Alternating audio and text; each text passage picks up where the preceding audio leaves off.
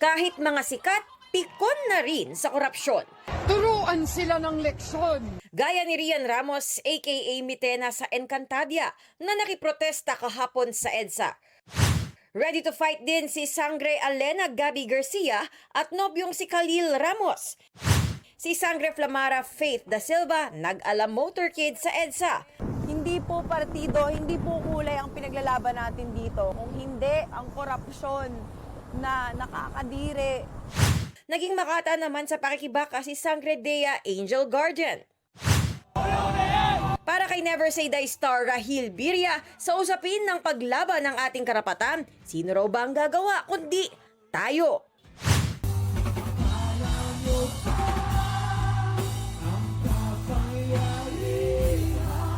At Paulo at Miguel Benjamin Guwicon ng Ben and Ben, binigyan ng mas malalim na hugot ang kanilang awiting kapangyarihan.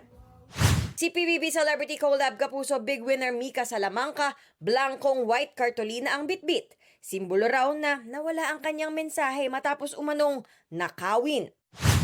Nakilahok din ang magkaibigang David Licauco at Dustin Yu.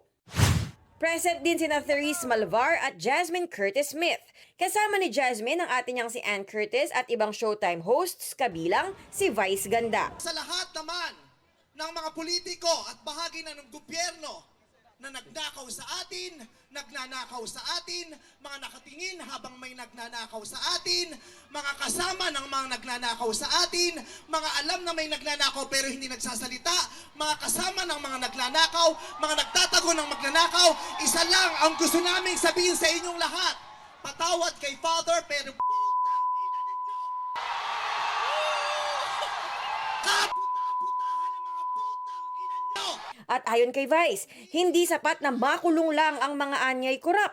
Ibalik ang death penalty para sa mga korap! Para patayin ang mga magnanakaw, ikulong pati pamilya nila! Sa isang post, tumugon si Caloocan Bishop at CBCP President Virgilio Cardinal David na bagamat nauunawaan niya ang galit at panawagan ng pananagutan, tutol siya sa death penalty. Dahil ang totoo raw, mga mahihirap ang napaparusahan at hindi ang mga mayayaman. Sina Kapuso Primetime King Dingdong Dantes, Kuya Kim at Benjamin Alves idinaan sa pagtakbo ang pagsulong sa isang corrupt-free Philippines. Athena Imperial nagbabalita para sa GMA Integrated News.